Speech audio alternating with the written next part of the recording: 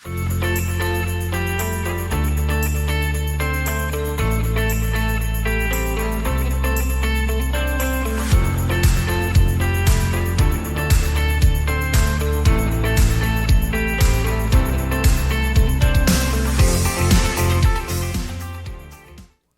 loves, it's Dr. Simone Ellis, and I'm super excited to present to you Beyond the Chair, where of course, we're talking about things all dentistry, but also things that you have to do outside of the dental chair. And I am excited because I have had the opportunity of being on this gentleman's podcast, and now he is gracing me with his, what do you want to call it, like a golden personality? It is Dr. Joshua Golden. What is up, my love? How are you? What is up, my friend? I am so excited to be here. It's good to be on the other side. Of I'm the gonna put my side of the feet up. interview. I'm all up on your couch. I'm loving this. I mean, this is King Midas, guys, because he is golden. So everything you touch does turn to gold. For anybody who does not know you, I really want us to get a chance to talk about how great of an amazing individual you are, and also some of the cool things that you are doing in the community as well as in the dental community, because you do stuff outside of the dental chair, which is why I love this. So for the viewers who don't know you, tell me a little bit about yourself, where you're from, where's your practice, how did you even get into dentistry? Because with a name like Golden, I feel like you could have been like to the stars for anything, but you decided to choose teeth. So talk to me a little bit about yourself. All right, so check it. How you doing, everybody? My name is Dr. Joshua Golden, and honestly, I am so excited to be here. Yes. For me, I'm born and raised in the county of Dade, 305 till I die. Oh, wow. So are you If friends you with Trina and and Trick, Yes. actually, that's my high school. I went to Miami Northwestern in the Okay. middle of the hood. I know this is funny, but yes, we do rep the hood. It's really weird that Why people do are like, we oh my do God, that? these doctors are repping the hood. But you have to rep your hood. Like, Miami Northwestern is the best high school in Miami. Nice. So anybody can come and get it. All y'all other high schools are just pretenders. But you got to rep the hood. So Miami Northwestern, we're the best. Cool. So I was born to an amazing mother, Rosa Golden. Shout Oh. out to my mom, a single mother. Well, I guess I had kind of two moms. I had an older sister named Keisha. So I am really black. You My were sister is named. totally You were totally black. Anybody with the A after their name, like they was raised with a Exactly. So raised by my mom and my sister in Liberty City in Miami.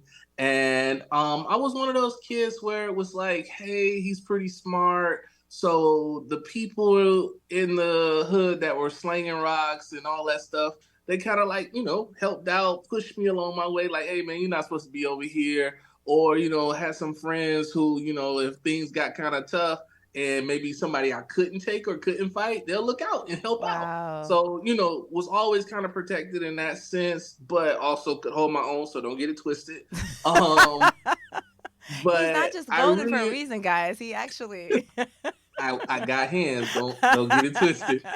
So, I love so it. I really had a great time growing up because not only was I really pushed towards academics, I also got to see that, other students really couldn't do it. And I tried to help, my friends out. Those who helped me out, I helped them out. Yeah. And graduated from Northwestern. And everybody was, going to these different colleges and things. And for me, I love sports. Like, I love football, I love ESPN, I love all that stuff.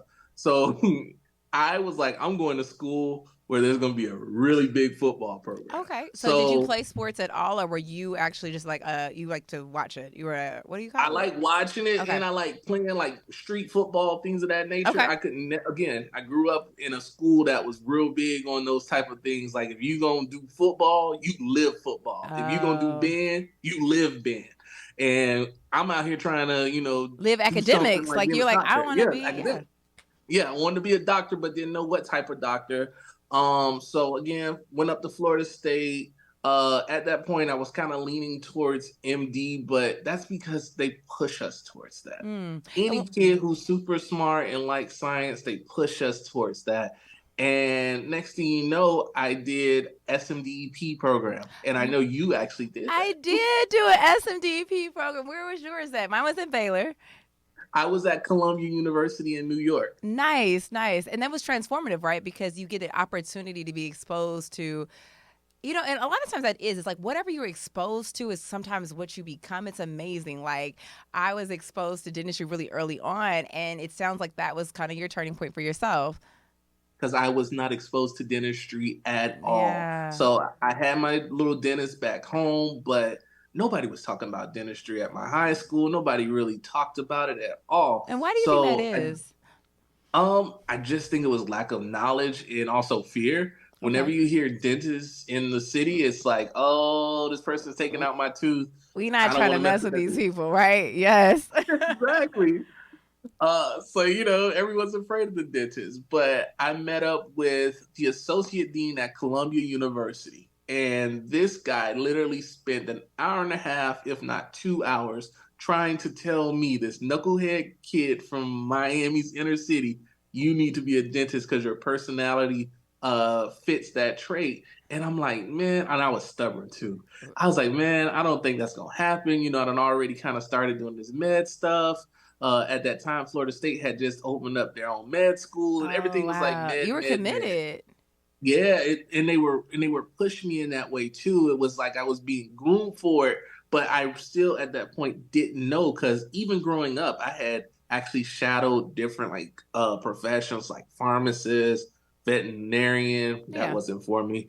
But just trying to see what was that itch, and I never really fully was like committed Yeah. until after I did the shadowing after the conversation with the associate dean Who was at that Columbia. associate dean? That was the name. Is that That Dr. was Jenkins? Dr. Mitchell, Dennis Mitchell. Okay. He's still actually up active in New York and Columbia, and Nice. I owe him a dinner. I need to get up to New York fast You because I definitely know need to pretty pay soon it he's going to for be it. retiring. You definitely need to pay it Exactly. for it. Mine was actually a mentor from Columbia too, but he wasn't at Columbia at the time. He was at UMD&J. Remember, I don't know if you remember back in the day, there was these three doctors, these three black doctors out of Newark, and they wrote the book called The Doctors, Yep. and it was on Oprah, right? And I remember being, guys, you got to be ambitious with your dreams and your goals, especially if you want it. I remember reading this book and saying, like, dang, I really want to be a doctor. I want to be a dentist.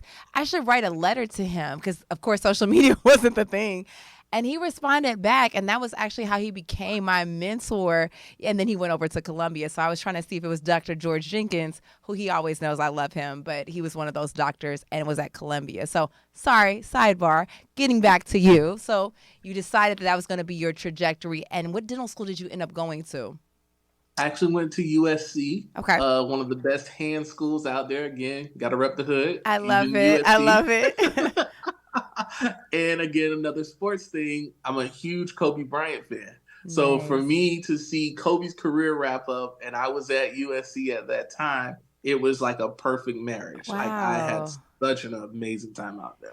Now, today we're going to be talking about some things that I think you do a really good job of is like the social media networking. You have your own platform, you understand it. So I want to talk to you guys today about online communities and social media and social networking and how important it is in dentistry. And so who else to use? Somebody who else is like a brother to me in this social media platform world, Dr. Golden or Josh, as we're going to talk about it today. Let's kind of get into it. But before I start with that topic, what you drinking?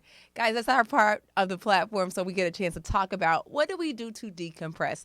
Dennis, we have a tough job, as we already know, and so it is stressful. So some of the things that we can do are fun, recreational, and also healthy. So let's talk a little bit about what do you do when you decompress. Today, I'm just drinking a nice glass of smart water, partially because my butt was on vacation for my birthday. So girl has to get back right and tight. What do you do to decompress, to get away from dentistry, to make sure you're getting a chance to pour into yourself so that you can pour into others? I'm drinking this extra large gallon of water. We're staying So hydrated over here, right? I'm start. I have to. I have to. It's one of those big things. It's hard to drink a gallon of water. Yes. Honestly, all the other things people consume, I love to drink my water, I and it love keeps me that. going. What do But you to keep do me decompress to though? decompress, honestly, if it's one of my earlier days, all I need is a good 30 minutes in ESPN around the horn. You are a I sports will, fanatic for real, for real. but the thing is now, and I actually test that theory recently. I walked in the house, wife, kids, not anywhere in sight. Took my shoes off. I got home and it was exactly 5 o'clock. That never happens.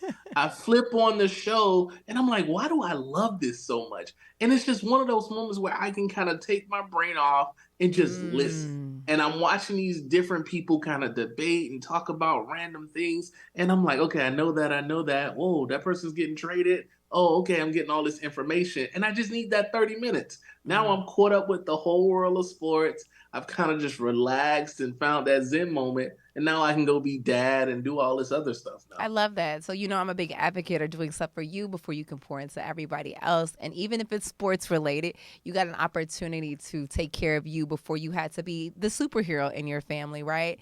And the other thing that I love that I'm just thinking about is that everybody deserves to have mind-numbing activities, right? We all need to have those things that requires us not to like think. My thing used to be no judgment, okay? It used to be All Maury right. Povich. Okay, I literally loved Maury Povich. Me and my father would sit there and watch that, and we would make these jokes about how he was not my father because I was so much better looking than him, and he thought he was so much better looking of a father than to have a kid that looked like me. So that would be our thing. But it was just like, oh my God, like I just needed this something to decompress and like make my brain go numb for a little bit. And also, I used to be like, I probably would know who my baby daddy was if I was on the show. Mm-hmm, mm-hmm. So I love that you do that and you get a chance to pour into you. So before I get off the sports topic and into the actual subject matter, whose teams are your teams? So Kobe, I clearly was one of your greats, but like, who's your Big. basketball team? Who's your football team? I know nothing about sports, so please help me here. Oh, so we're gonna have to do a tutorial later. We're gonna make Yes, sure we after get the you up on your podcast. court. So I'm huge on NBA, so I'm a Lakers fan there. When it comes to baseball, I'm a Yankees fan, so I did Okay. my residency in New York, not too far from Yankee Golly. Stadium. All right. And then when it comes to the NFL, I'm actually a free agent. Okay. I know my Miami people gonna get mad at me, but I can't stand the Dolphins because of the 72 Dolphins. That was the only like perfect team.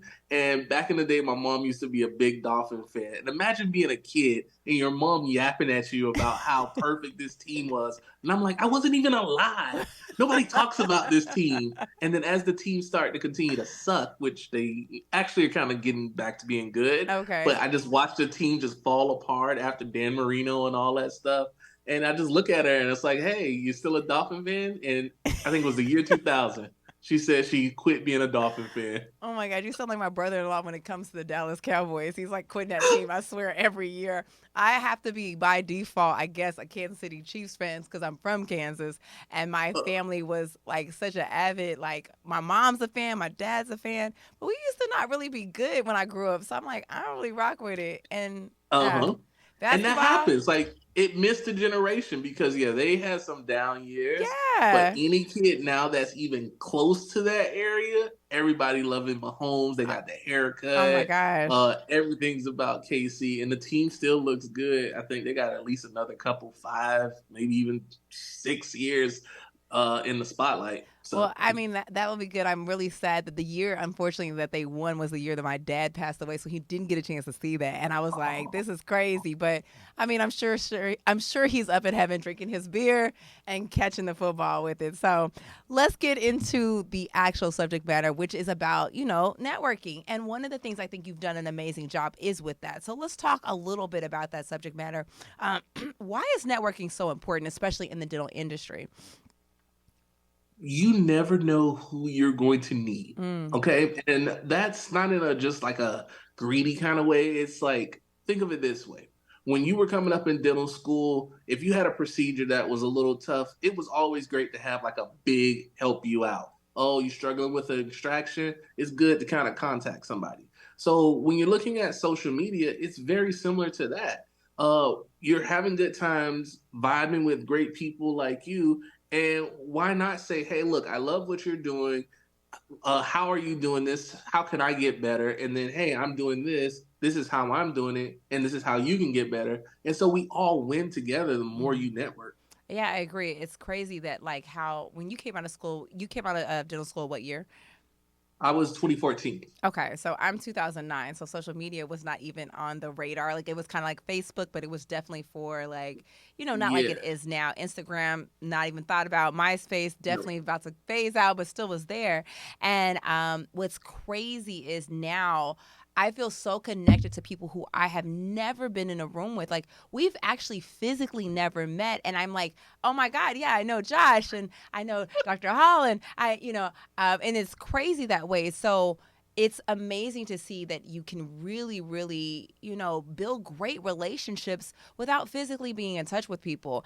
But I also can see sometimes it being problematic. So talk to us a little bit about where you see sometimes the struggles are with social media, especially with this generation that's coming out with it being a part of their workflow. We could go in so many directions. So I'm going to try to stay as positive as Stay I can. positive and well, let's get a little petty too, though. I mean, we could do Uh, both. I'm here for both of it because this is all right. literally just So because I I'm have going on to toss scrubs this. today doesn't mean that I'm always professional. All right. All right. Let's toss this off. I'm going to toss this up to you.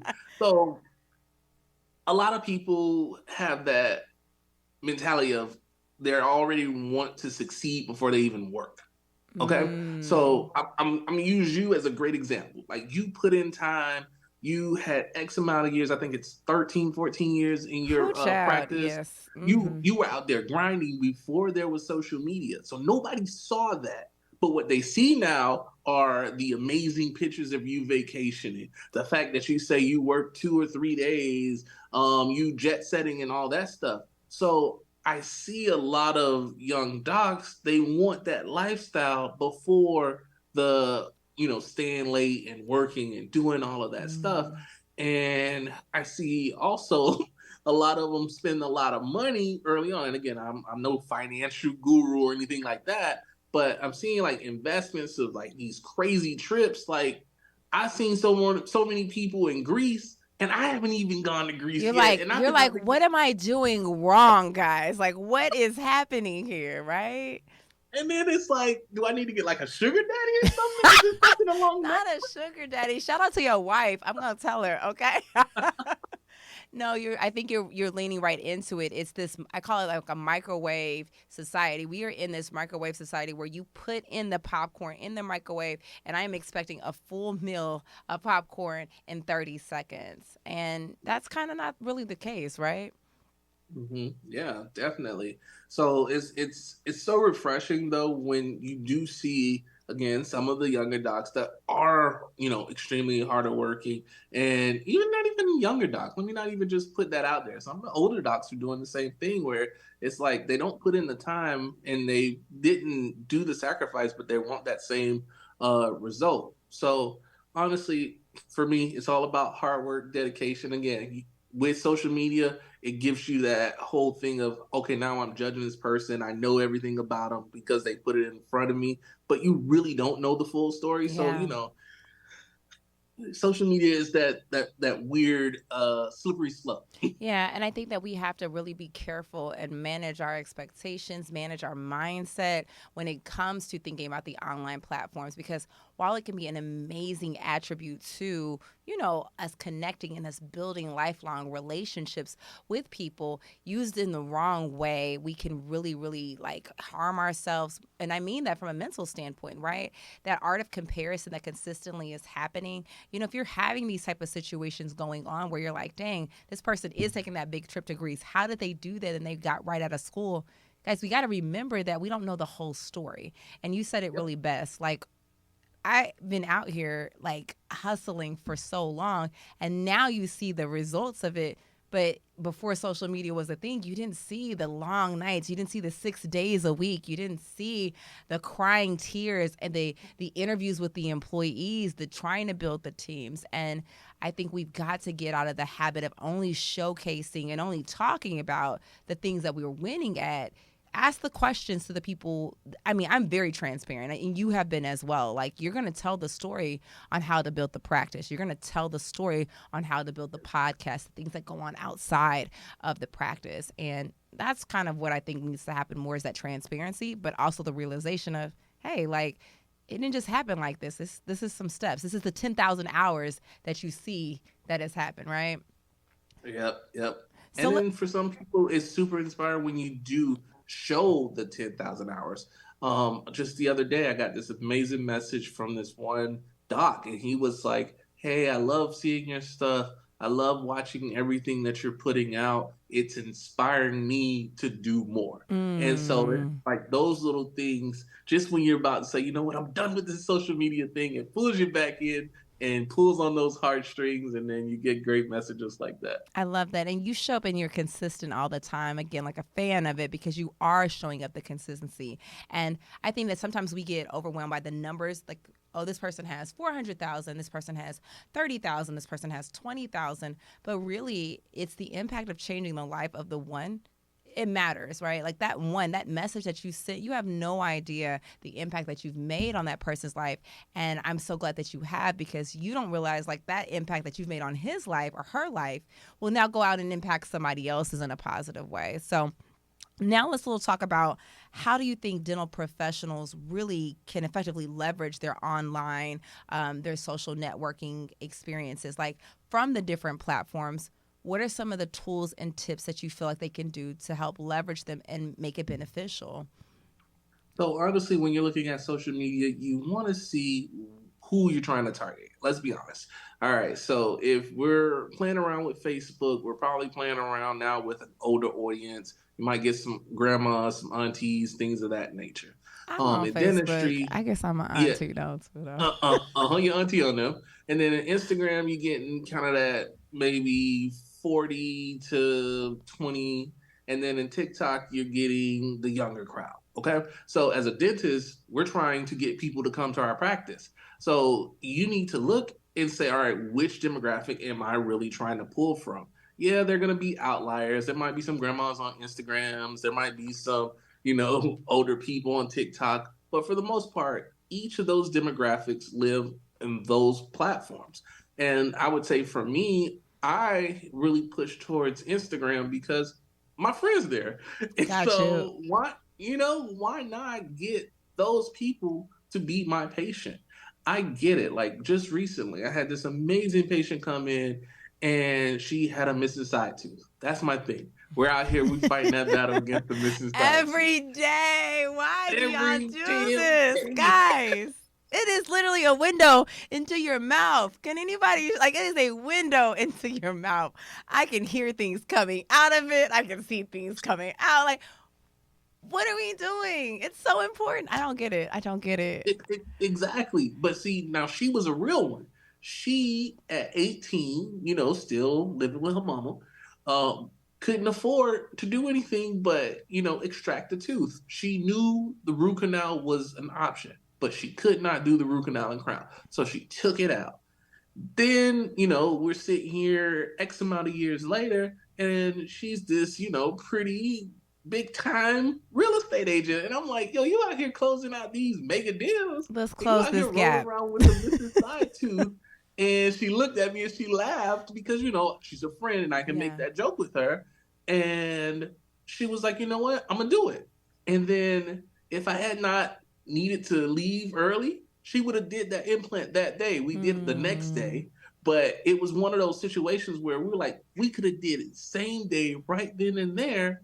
And it amazed me. And now this is a patient that came from social media, Wow. and that's the art of networking. So now it's like I have her, and she tells her story, and that's going to inspire some other people who had the very same story. Like, how many times do you hear, my mama made me take my tooth out when I Yeah. was younger, and now I'm missing so many teeth? I agree. It's definitely a way. And do you feel like from those stories, there are the ways that you're building your patient, your brands? Are you capitalizing on those stories, or are you actually telling those stories to people so they can relate to that? Because I do think that social media is, you find in that algorithm, things that are like you, right? So you said that's where my friends are. That's where the people who watch sports like me are. The people that are excited about this type of activity, like that's where they are. So those people connect to me because they're like me. But that algorithm does get a little crazy. Let's be honest, and Oh I know you God. know it, where you think that you just created the best content ever. You just worked on it for weeks. You press that send button, then all of a sudden, crickets. It's crickets. Meanwhile, Meanwhile, you dancing in somebody a swimsuit gets you 10,000. It somebody drives that me you insane. know. I hate it. I hate it here. I hate it here. I do. I'm like, who is the little minion back there deciding that that is what I wanted to get shown? And it's definitely tough, but you know what? I'll say this, and for anybody who is creating content, especially in the educational space, which is what we kind of occupy on, one of my good friends told me this that really helped me stay consistent. She said, Simone, you're appealing to the 1%, right? You're appealing to the 1%. So 99% of people want F shit. I mean, I'm sorry, guys. You know, this is my podcast. It's fine. I can cuss. They don't really care to like really see something. They're not trying to get inspired. They want that mind numbing stuff, Numbing. right? Yep. But for the people that you do want to inspire, the people that you do want to connect with, that 1% is there. They are looking for it. And it's not going to have the same numbers as the conversations about foolishness, right? It's going to, and that's the part that I think that I had to get comfortable with, especially with creating content. Because I'm like, girl, your girl got some good content out here. And I'm like, 1,000 views. Meanwhile, hey, y'all at the Hey. beach, let's go. 20,000. And I'm like, why is that? Why did y'all like that? So I agree with you. Tell me a little bit about your frustrating stories. Is that kind of how you feel as well? And what are some of your advice to people who are really trying to use social networking, social communities to build their brands, but are struggling with it? It's really tough because again, we put our hearts into this stuff. I can speak for me and you and maybe a Absolutely. few others, but we really put our hearts into this stuff. So when I see people who have like fake numbers, all of a sudden you have 20K followers, and the other day you had nothing. That blows my mind, and it's like, yeah, everybody's running their own race, et cetera, et cetera. But it's just the if I'm putting my heart out and I'm giving you this content, I'm out here listening to music, making sure it's synced just right. Yeah. I feel the algorithm should show a little love to that. There's a lot of quality stuff that goes out, and there's a lot of mess, as we'll call it, that also goes out there, and it gets overlooked. I have a couple of things where a couple posts that I've actually just been monitoring because I'm trying to, understand the algorithm a little better and Yes. do my own research. And I'm watching them get like likes and comments days later. Like the algorithm is like sprinkling it out to some of my friends, and they're like, "Oh, hey, I didn't even know you were still releasing content. I haven't seen your stuff in so long," and that kind of blows my mind. I feel that Instagram and all social medias should maybe, like you say, have that 1% button. Maybe you click that 1% button and it's like, hey, for a second, I don't want to see the mess. Let me see what, inspiring, Yeah. hardworking beings are going on out here and see what happens. But, there are times where the algorithm does help me out. I'll get some knuckleheads that I haven't seen for a long time that I grew up with, and they'll be like, hey, my boy, I saw what you put out there. I see that. I respect that, homie. And I'm like, thank you. I appreciate that. And, next thing you know, they might be just scrolling and then they see me extracting a tooth or whatever I may be doing. And then somebody else is shaking it up afterwards. So I'm just on that Just timeline, living it it's up. just you mixing it up a little bit, but I do think that what you're saying is really important. The consistency matters, showing up matters, being consistent with your content matters, especially if you were trying to capitalize on. And when I mean capitalize, I don't mean just monetarily. It's just trying to Mhm. really make a carve a name out for yourself. I think that that's really important, and I do think you show up. I'll say this, like you probably sometimes I don't see your content, just like sometimes you don't see mine, and it is a struggle because you're like, that's content that I would want to see. But I encourage for anybody that's listening to this, staying current with it is important. So you talked about a couple of different platforms and you talked about their age ranges with them. As a dental professional, I think we're trying to lean into being more niched into which platform helps you build your business. Is that what I was kind of hearing you go into? Yeah, that was definitely me. Because for my brand, it's the neighborhood dentist. That's what my whole Instagram is all about. I want to show you what's going on in our office, from the craziness to the, procedures that we offer. Like that was what motivated me to make my Instagram. And so I've actually kind of stuck with that and just kind of grown other things that have made this, simple neighborhood dentist, evolve over time.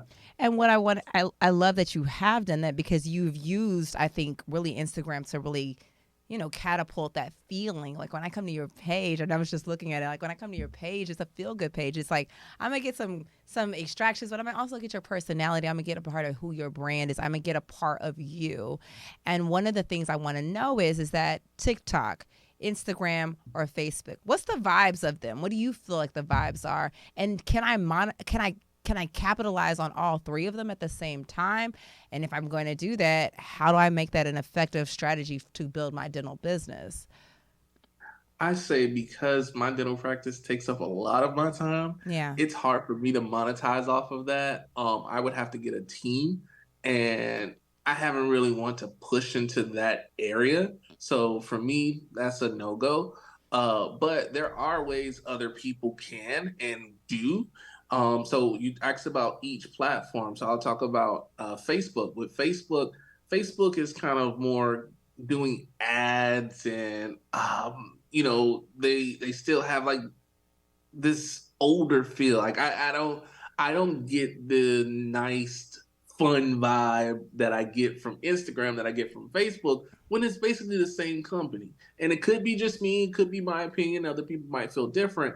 But when I'm doing my research and I'm kind of looking, like when I'm trying to grab the attention of certain people for a particular post, or if I'm trying to bring somebody's attention from my office, like on Facebook, I feel like I'm running an ad, like I'm going to the post office and I'm gonna post something on the wall. Got you. Like So you're that's saying the Facebook feel. to you is more like the yellow pages, so to speak. Like you can go there. Exactly, Yeah. exactly. Yeah. That's it. Now, But then, what I will say with Facebook though, and something that maybe you, for any of the listeners listening to, it's a great platform to market to groups, right? So I've mhm. gotten tons of patients from mommies groups in Pearland as an example. And I'm like, how did you find out? I was like, oh, this Facebook group was talking about your office. So I do think that Facebook is great for group platforms, especially if you're not running ads like you just talked about, where if you have an advocate or somebody being an influencer in a mommy group, your name is being spoken in chat rooms that you're not a part of. Yeah, and then some of those groups, like you say, you never knew existed, Yeah. and that's happened to me before. And so I'll hop in the group and like, hey, I said something. What's going on? And me, everything that goes on with the Golden Dentist is 100% me. So I have to find time to kind of hop into those areas and see what's going on. But moving on to what you were saying about like the other TikTok. Now with TikTok, TikTok is Who child? nonsense and fun, and there's everything coming at you from something that you thought was gonna be a good trend, and you took a week to record, and next thing you know, that's not even a trend anymore. Yeah. So it's all about that visual, like stimulating. Hey, we got to get you now, and then move on. And I think it's really cool. And again, this goes back to trying to have a team to help you with it. Again, if I want to kind of dig my teeth into it, I know I'm gonna need more people, and honestly, I'm gonna need more young people that understand it more, because you can tell for this. It is exhausting trying to understand something that doesn't just kind of flow the way you naturally do, like Yeah. TikTok does. And then also do dentistry, uh, Have a do personal life. YouTube, What? have a personal life, go on a date with your wife, change your oil. So after a while, it's like, okay, why am I doing all of this? Yeah. Let me find out what works a little bit best for me. And then, every now and then get kind of 1% better on that and add certain things. Yeah, so a concept that I employ, and I learned this from one of my favorite people, Brendan Burchard, is circular virality, which it's basically a concept of figuring out whatever platform, guys, that you want to work on. So if it's YouTube, if it's podcast, if it's TikTok shorts videos, whatever the case may be, using that one platform and then actually splicing up the content to make it where it can go in different capacities. So for instance, this year has been a year of exploration for me. I'm like, let me try YouTube, let me try Pinterest, all right, let me try a podcast, let me try all these different platforms and podcasts, because I come from doing podcasts years ago with another doctor, Dr. Shonda Batiste, good friend. I have a good flow of that. And so now that I understand how a podcast works, what I'll do is I'll take my content and we'll actually strip the audio, and that'll be our newsletter. We'll cut it in clips. Those will be my shorts, my YouTube shorts, where they can go on to Reels, as well as they can go on to TikTok videos. And so I'm not trying to attack the whole entire social media platform, from Instagram to YouTube to all of it. Because you're right, you will go crazy. Like, we did not go to school for this. I tell people, I'm like, y'all like, oh, you take pictures and model. I'm like, yeah, but like that wasn't what I signed up for, y'all. Like, I didn't sign up to do this. I actually signed up to do teeth. When like, you were in the middle of keto rotation and OS rotation, you went to do modeling rotation. I was like, also? Are you kidding me? Like, I'm literally, no, real talk. I'm a student of so many things. I had to become a student of poses, because I'm like, y'all, this is not we had a photo shoot today. Clearly, that's why I'm dressed up in my doctor's office. And they're like, how do you get done photo shoots so fast? Because I'm like, I got to go do a podcast. Like, I need y'all to wrap this up. And I'm like, because I've had to do this now. So I'm going on a rant. Same thing for you. I'm sure we're like learning about so many platforms. When Threads came out, I promise you, I was about to literally just like, I was done. I'm out. I was like, this is not a thing, guys. Like, I don't. Thread what? Like, my innermost thoughts. Didn't I just tell you that on Instagram? I mean, it's exhausting. Oh, you see, my voice got raised, my heart rate went up. Let's get back onto the podcast. It's overwhelming. Before we change subject, I want to say this one thing. I remember back in maybe early 2021, I was in that exploration stage, like you said. I was like trying everything, doing everything. At that point, I had some dental assistants that were kind of like helping me out a little bit more. And so I was exploring everything. And I started seeing like, man, yeah, this is not possible. Like, as much as we say we want to dominate every social media platform, it's really not possible. Come on, think of it. Is anybody really dominating every single platform? There are, YouTube stars, there's Instagram models, there's Twitter famous people. Like, everybody kind of has their thing. And it's like, if you're comfortable with your thing and you do your thing well, I think the success will come. But we all get so caught up on like, hey, I want to do all of it. And that doesn't mean you can't do maybe 2 or 3. Because, you do quite a few of them very well, but it's just like finding what works best. Because like you said, you have a history of doing podcasts, and how you just split that up and said all that, that means you have that history, how to do it. It works well with you. So whenever you're trying to find that social media platform that works best, figure out what how that social media platform works best with yourself. Like, how can, Josh do well on Twitter? Like me, if I say crazy stuff and tweet it, I don't think it's going to really, fly off. It's not popping. But exactly, it's not going to pop like that. But you put Josh on Instagram, I love images. I love videos. I love kind of like showing off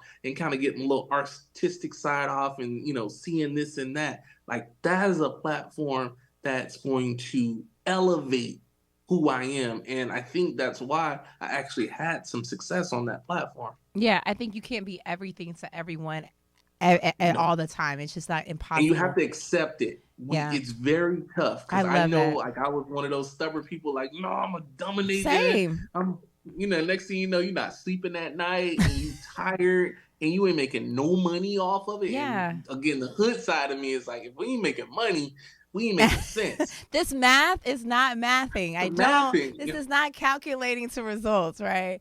I think that you're Mm-mm. right though. You hit it right on the head, like that feeling of wanting to do everything and wanting to be masters at that craft is important to like let that go. Like we have to do something, do it well. The thing that you're going to choose to do it well, do it excellent. So like I figured it out. This is my jam. I love this. So how do I make this even better? Because this is going to be my lane. And for anybody else who is really listening to this episode to try to figure out how to make a lane, you got to figure out like what you're good at, like you said, and then being okay with you not being great at all the things. So absolutely. Let's talk a little bit about then how do you think dental professionals can create value into what they're actually creating? Because it sounds like you're passionate about Instagram. When you're creating the content, you love it.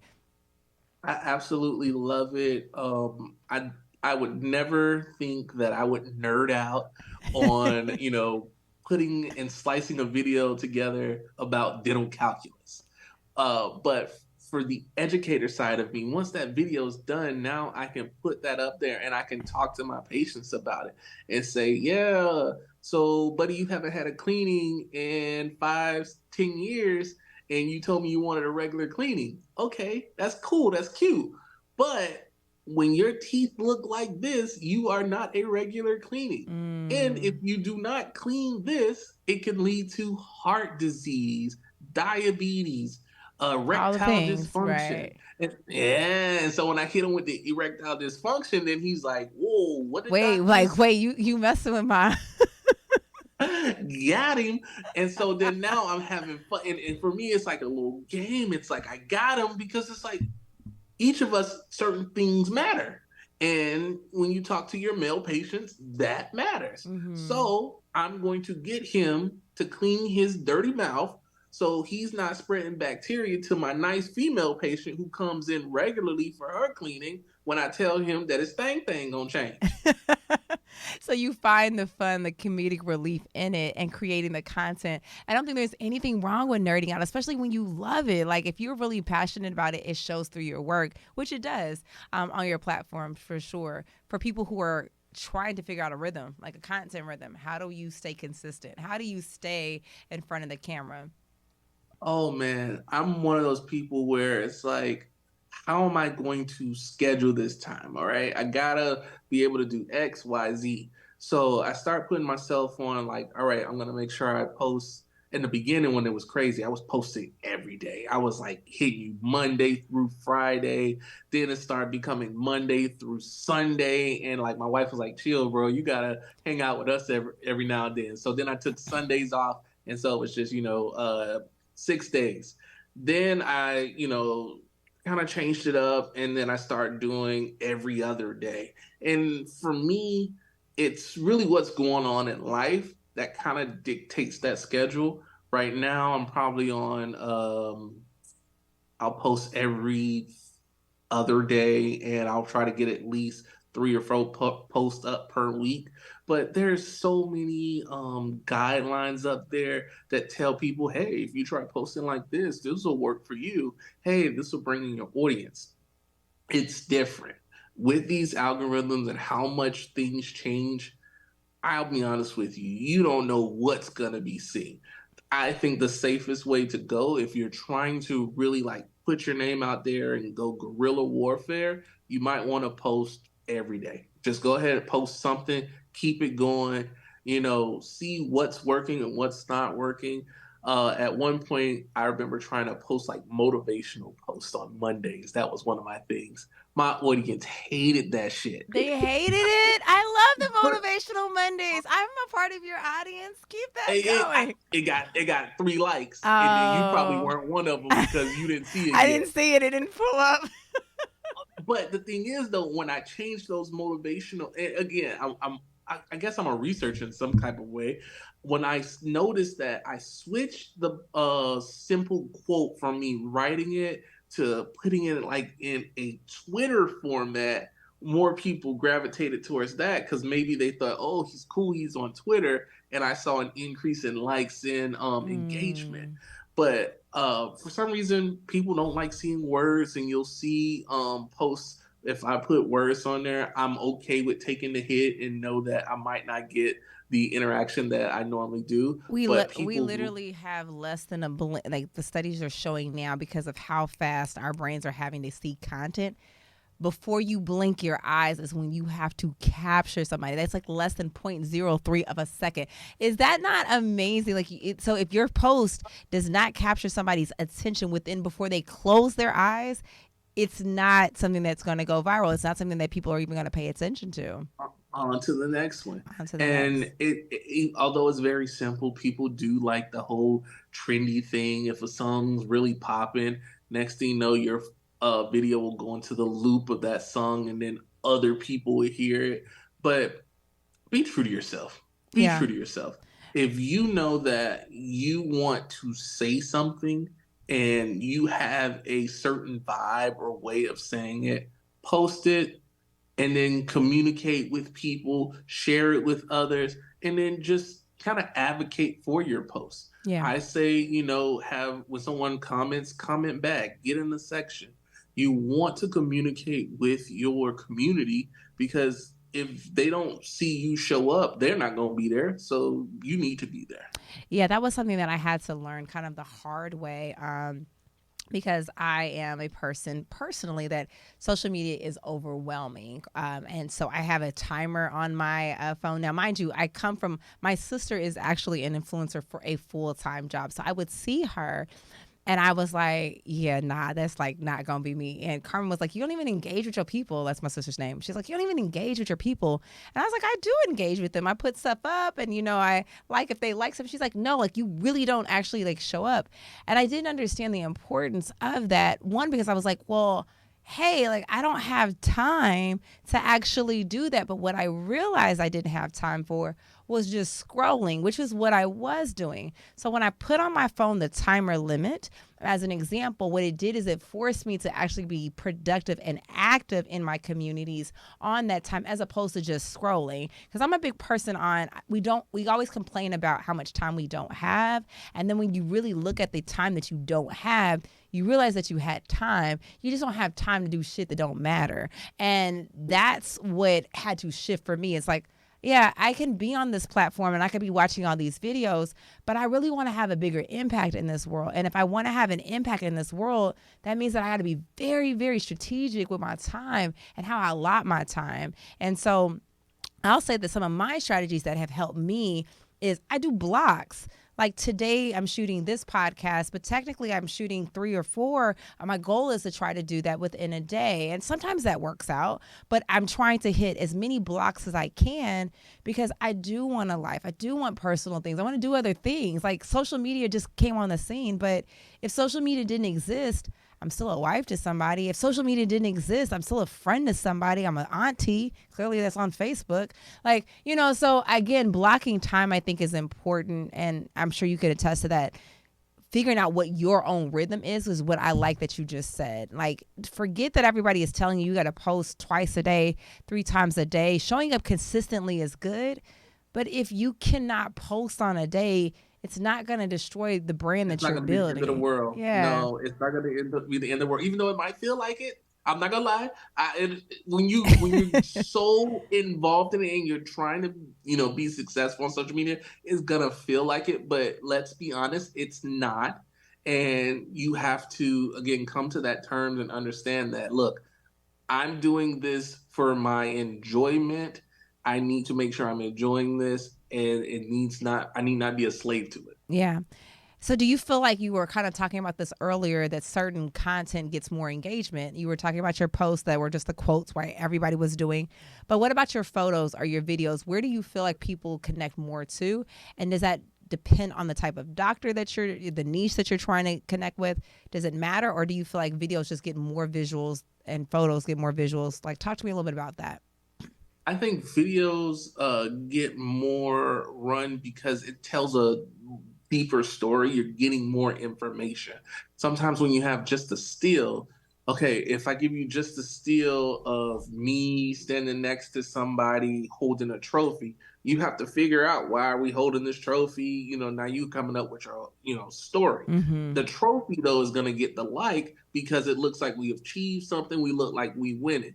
So, okay, everybody's going to like that and that's going to do well. I don't need to do a video when there's a trophy involved. Okay. But if I'm standing next to just me and my boys, it's probably not going to get as much love because it's just, three dudes standing there smiling for a picture. So then if that's the case, then the three of us need to be in some type of video doing some type of interaction to get the audience's attention. Yeah. Does that make Yeah, that makes perfect sense. I think that what we have, again, the attention span of a 5-year-old now, so maybe not even that. And so your job is going to be to try to capture people to actually engage with your page or your platform. And so if you're doing it in a way where they don't understand and they have to spend more brain cells to actually read what's going on, chances are they're going to move on to the next thing where it's the cat. Type it on the computer, like are doing something that is not where they have to think. So what platforms do you feel like excuse me what platforms do you feel like as a dentist you should be actively participating in to help build your actual profession or your skills, your street cred, whatever it is, so you can become a better professional? What are some of those platforms that you feel like, and it doesn't just have to be the ones we talk about, which is the TikTok, the Facebook, or the Instagram. What are some of those social media communities that are really helping dentists network very positively? I would say definitely Threads. No, extra threads, depth to threads already. I think really, although you said it's something we've already kind of beat to death, everybody's on Instagram. Another one would probably be good for dentists would probably be YouTube. But going back to everything, it's Instagram because everybody's there. That's where everybody's, at right now. That's where the party is. So if you're trying to build up your street cred, we need to be in these streets. And the streets is Instagram. Yeah. So you need to be communicating with other people, connecting with them. And again, let's say someone was trying to start their Instagram right now. Okay, it's a new doc. They graduated. They weren't very active on social media in dental school, but they have friends from dental school. So that'll be the first people you want to attack. You want to let your friends know, hey, I now have an Instagram and I'm being a doctor and this is what I'm doing. I'm placing implants and I'm doing this cool stuff. Figure out what your whole brand is going to be, but communicate with that tribe that you already know, which is from dental school. And then from there, you're going to slowly start to branch out to some of their friends, people that they know, because now they're going to see the things that you're doing. And then like me and you were talking about, you got to interact with them. Yeah. You need to touch bases with them. It's like, oh my God, Dr. Ellis just responded to one of my pictures. Don't just give her an emoji. You need to go talk to her. Even if you don't know what to say, be like, oh yeah, I love implants. I'm using such and such implant. What implant do you use, doc? And then hopefully Dr. Ellis is going to reply back to you and you guys can, start building a relationship from there. Now it's super important for you though. You better go follow Dr. Ellis. You need to be on her Instagram. You need to look at her posts. Now it's kind of one of those games of like, all right, you, my friend, we're going to try this out. A little tennis thing, back and forth, back and forth. And then, boom, next thing you know, you've built different relationships from relationships you've already had from dental school. Yeah, you're creating, I love that word you say, tribe. You're creating a community. You're creating a group of people. You're creating fans, and you want to be fans of people too, right? So I think that interaction, that collaborative effort really helps. Some of the ones that I think YouTube, is especially for people who do not, it's to me the centralized place to learn. So if you're going to try to learn something different, I used to figure out how to learn how to actually make a run of show for a podcast, like as an example. But just understanding like your craft, YouTube is a great platform. But Pinterest is one of my favorites. Like when I was trying to decide on how to come up with marketing ideas for my practice, Pinterest was great because it allowed me opportunities to see visually and then go over to, I don't know if people blog anymore, but I could go read a blog and I could say, oh, okay, this is great. And podcasts are another great platform that I think that from a communicative standpoint, I have reached out to people based off of a podcast. Les Brown, who is a big motivational speaker, I literally emailed him after listening to a podcast that came out in 2011. Like, that's how crazy I am. And he responded with his cell phone number. And so we do have a lot of opportunities to build ourselves as professionals, finding which one connects with you best. And I can't agree with you more. Instagram does seem to be the centralized hub for everything that everybody branches out of. Yeah. How many guys have you seen over on Pinterest? Be honest. You know what? Y'all are missing over there, but y'all are missing out because my whole fashion sense comes from Pinterest. Okay. And let me just tell you, chick be popping from Shein and Pinterest. You put it together, it's amazing, right? So you're missing out. You're missing out. And recipes. I can make a mean lasagna from Pinterest. Thank you very much. So what are some of the collaboration efforts that you feel like have been, or maybe let's talk about some examples of successful collabs that have happened through social media, whether it's with you, whether it's with other brands that have come out of that from a dental professional standpoint? Oof. I've done quite a bit in my young career. Oh, I'm proud of myself thinking about it. You should be. Give yourself the old pat on the back, okay? I've done things with big brands like Crest, Oral-B, Philips, Toothbrush. I've done things with Nobel. Of course, the things with great people like you, people like Trev. There's so many people and so many things you can do on Instagram. But it honestly, it all starts out with reaching out to people. Coming back to what you were saying about being on YouTube also, I had a friend. I started watching some stuff on, what is his name? Eric Thomas. Mm-hmm. Big time Eric Thomas fan. Love his stuff. Love him. And Eric Thomas led me to Inky. Now I'm an even bigger Inky fan. Yeah. So I found out Inky was going to be at Eric Thomas's event in Atlanta. And it was like a one-day event. And I actually was available. I didn't have to work. And I flew up there. I was like, screw it, I'm going. And it was this great, enriching environment. And like, this all came from social media. Now I'm sitting in this room of all these like master movers, and I'm finding out about new people. I found about Jesse Isler, who's married to the owner of Spanx. I found out about this other guy who's all about 9 to 5 hustling, and he was a cop, and now he's a real estate mogul. So I'm like learning all these things, right? And then next thing you know, in the middle of the audience, I step out for a second. I meet one of my Instagram friends there at this conference. And that friend, and it's so funny, connect me to another organization that I love working with, which is Diversity in Dentistry. So it's just like, I love seeing how Instagram in my life has popped me into so many different places and has helped me grow so much. And currently, going at Diversity in Dentistry, working with Dr. Layla Hashaw. I don't know if you know her, but she's super, super like dope. She has been helping me behind the scenes as I was preparing to create my own foundation. Like, I had this in the back of my mind for a while. You know how these big companies can be and things of that nature. Stuff can kind of be dragged out. And it's like, I was like, man, I want to do this, but I didn't have that motivation. And I spoke with her, and she was like, oh, yeah, you're going to do it. So she literally gave me the game plan and helped motivate me do it. And so now I have my own foundation, the Golden Foundation, and that is all about empowering Black and Brown students into fields like STEM fields that they normally overlook.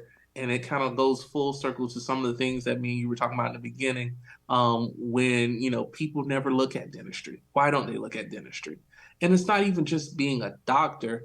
I'm trying to get the best people in dentistry. I remember in my high school, we had a magnet program, and a lot of the students did the medical magnet, but they didn't stay in the field. So it's like, what if I kept some of those rock star people that end up becoming lawyers, big time executives and all that stuff? What if we kept them in the field of dentistry? They could have become periodontists. They could have become rock star office managers. So now for me, I want to find the best of the best and show them, hey, we have this dental field. Let's make it better and get better people. So we're trying to increase that quality. I love that. And one, I want to highlight you for having a foundation because that's important. It's purpose outside of the chair. And it's beautiful to see that like you're taking on that path. You're paying it forward. And I absolutely commend you on that, especially at your age. You're doing such amazing things. Yes, you're new to the industry, but you're doing some major moves. And I gotta give you a win on that. And then I think also having that network from a social media standpoint of having someone that saw what you were wanting to do and was your encourager.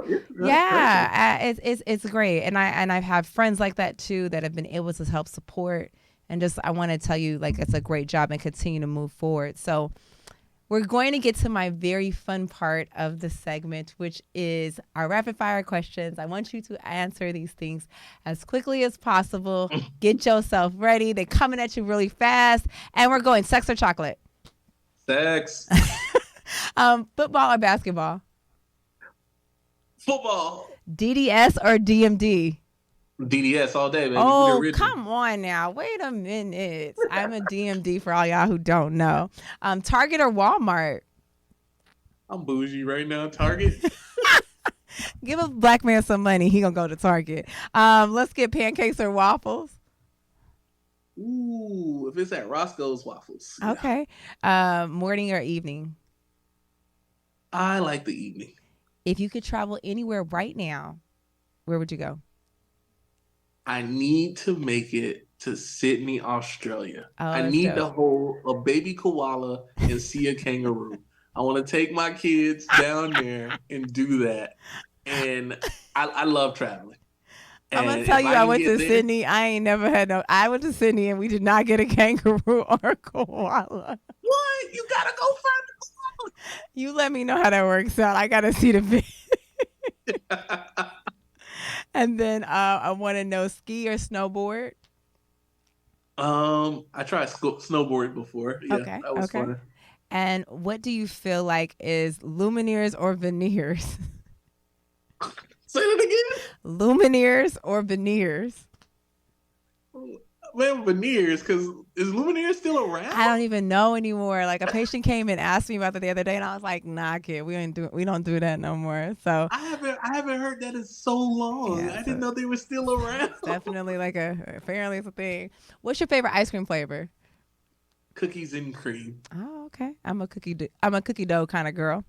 All right. So I love that. Dough, gotta go. Cookies and cream is better. Cookie dough. Nah, you bite into that. You bite into that dough. It's just like it's just the right amount of wrong. It's just a little sinful. And I'm gonna be bougie with it. I want the Haagen-Dazs brand. Let's get the best type that I can get. No Ben and Jerry's. We're doing Haagen-Dazs. Okay. So it was awesome having you on here. I want for people to know where they can find you on this platform. Where do you go? Where do they communicate? And if they want to be mentored by you, where can they find you at? You can definitely find me on Instagram at The Golden Dentist. Also, you can hit me up at The Golden Foundation at My Golden Foundation. That is our website. Again, that's My Golden Foundation. You can literally type in a request, ask me whatever question you want. So, we got a website. We doing things. And how can people support your foundation also? You can also go to our website page, and we have an Instagram page. I love it. Again, that's My Golden Foundation.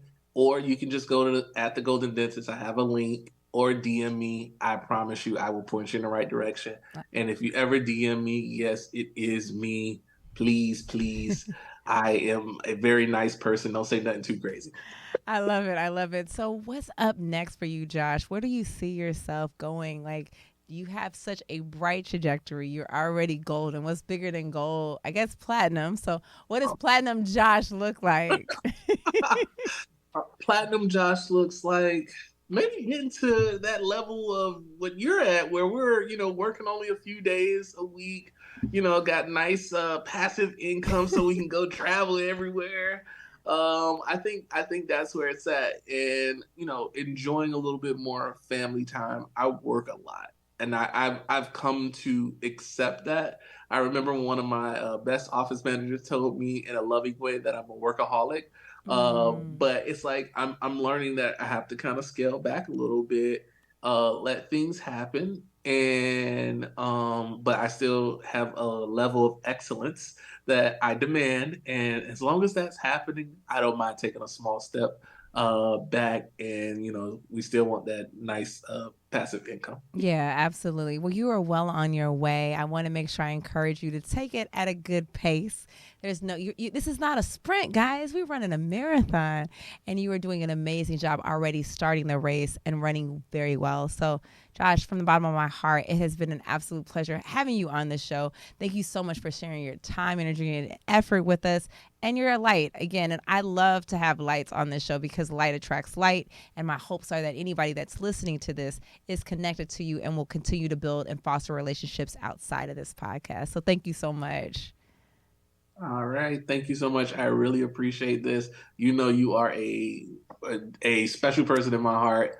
Keep doing what you're doing and keep changing the world. I love it. Like one tooth at a time, one smile at a time. That's what my goal is. I want Jesus to be proud. That's my goal. So, guys, thank you so much for tuning in to Beyond the Chair. Be sure to like, subscribe, and please leave comments because we do look at them and we want to make sure we're giving you guys great, informative information so that we can make this podcast amazing. Until next time, thank you for tuning in.